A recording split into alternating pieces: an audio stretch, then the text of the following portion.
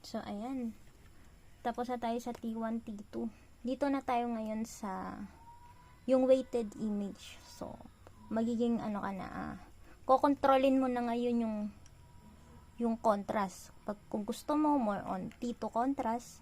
Or kung gusto mo, more on T1. Depende kung ano kailangan mo. Kung pathology ba, or anatomic detail. So, paano mo mamamanipulate yun? Yun ang tanong. So, merong dalawang parameters na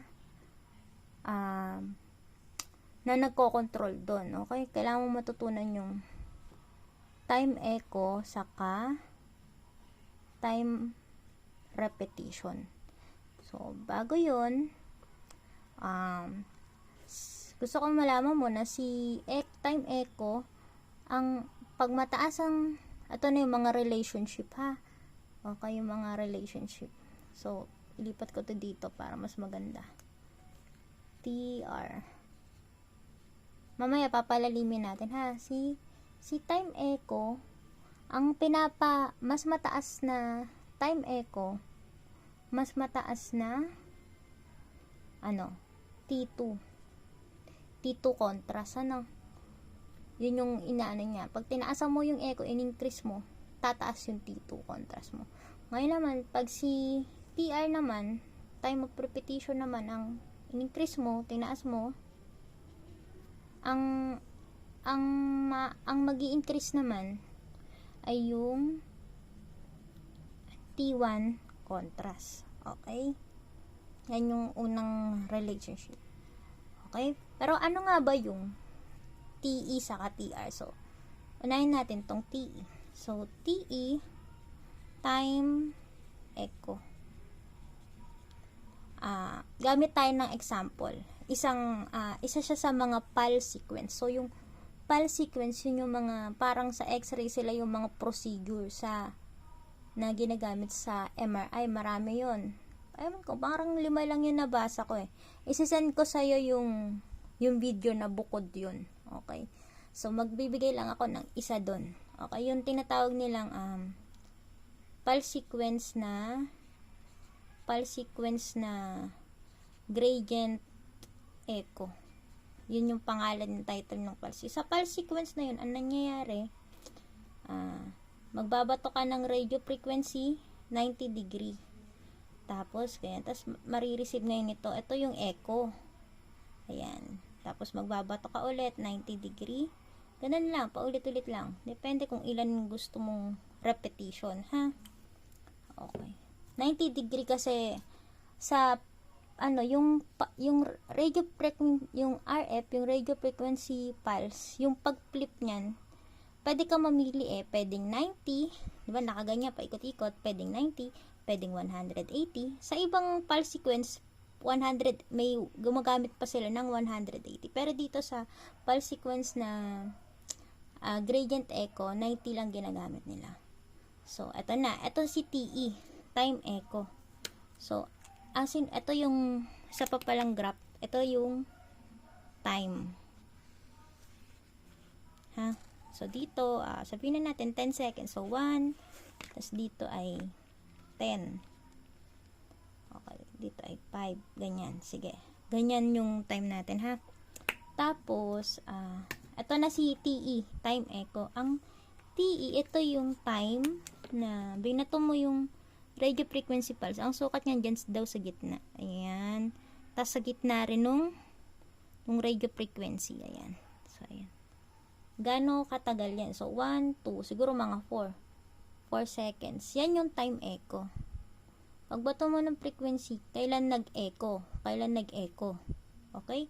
Ngayon, yung TR, time repetition, ito yung simula ng una mong radio frequency pulse papunta doon sa susunod na radio frequency pulse. Okay, so gaano katagal yan? Ito, 'di ba? 10 seconds yan kunyari. Dito 4. Ito kaya tingin mo siguro mga 6, 7 seconds. So yan yung TR mo. Okay? Gets mo ba? Okay? So So, balik tayo dun sa unang tanong. Paano pag gusto ko makuha ang contrast ay T2 weighted image. So, ang mangyayari doon, pag gusto mo yung T2 weighted image makuha mo, kailangan, di ba nga, ang TE, pag tinaasa mo yung TE, dadami ngayon itong, at i-increase din yung T2 contrast mo. So, ano nangyayari? Para ma-achieve mo to, para ma-achieve mo yan, ayun na naman tuminta. Tignan. Para ma-achieve mo yan,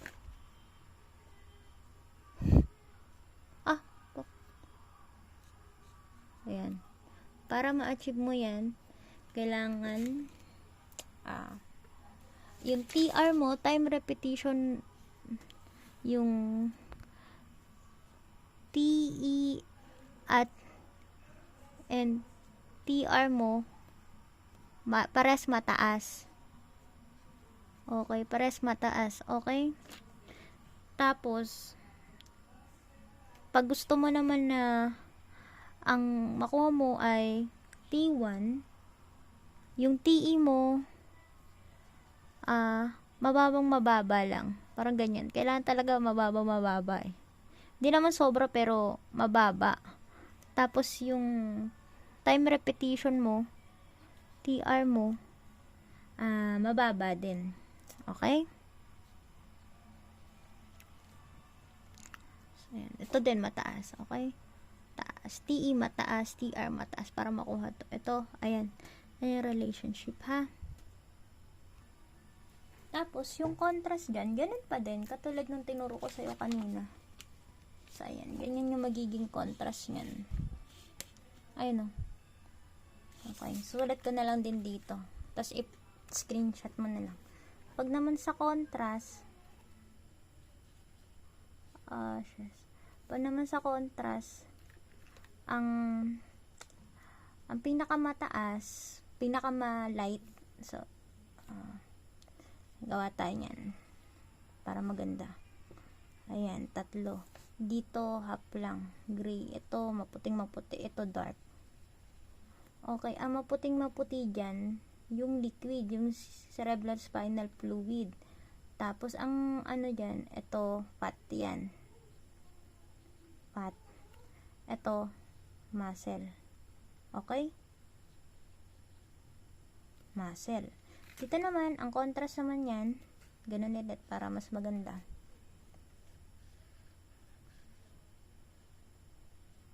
Yan. Ang pinakamaputi dyan, fat. Ang katamtaman lang, half lang, gray, ganyan, muscle. Ang pinakamaitim, ay yung fluid, CSF. Okay? Ito ginagamit sa anatomic detail. Ito ginagamit sa pathology. Bali, ayan na. Ito na yung mga contrast na yan. Mga time echo, TR na yan. Yan na yung step 4, diba? Diba 4 yun? So, yung mga T2, T1, yun yung 3. Yung step 3, yung pag-inop mo na. So, pag inop mo na, ganyan mangyayari. Tapos yung transmit, yung number 4, yung mag-i-emit na yung katawan mo ng echo. Ayan na yun. Ha? Sa mga TR. Okay? Tapos, ayan. Tapos, send ko na lang sa'yo yung mga video pa ng iba. Mabibilis na mga 3 minutes lang. Tapos, ano siya, infographics din. So, hindi naman masyadong malalim. Tamang, lang, paintindi lang. Kasi, nagets mo naman na yung, yung process. Yun lang naman yung mahirap dun yung process. Yung, madali na lang aralin yung mga radio frequency pulse, saka yung mga type ng, kasi yung MRI machine, may 3 pang type. Merong naka-enclose, merong open lang, merong yung permanent magnet yung gamit. Okay? So, madali lang siyang madali na lang siya. Tapos yung mga artifact sa MRI, yung mga tas kung paano mo susolusyonan, meron din akong table doon. Isesend ko lahat sa'yo, ha? Okay. So, mga i-take note mo, ha? Balik tayo dun sa top, sa mga i-summary natin lahat. Okay? So, summary natin lahat. So, di ba nga, MRI. Sorry, pare, ulit-ulit pa ako. Okay? 2, 3, 4. Summary lang natin. Dito sa 1, yung magnetic force. So, ang pinaka-importante lang dyan, yung nag-apply tayo, yung mga magnet. Yung tatlo, yung main magnet, yung main coil, bibigay ng BO, yung magnetic strength, yung shim coil, yung hanggat maaari homogeneous sila lahat. Tapos yung gradient coil, na napaka-importante kasi siya yung nagsiset nung frequency nung precision nung pag-ikot nito, 'di ba? Okay, yun ang patatandaan mo diyan. Tapos yung kung bakit hydrogen,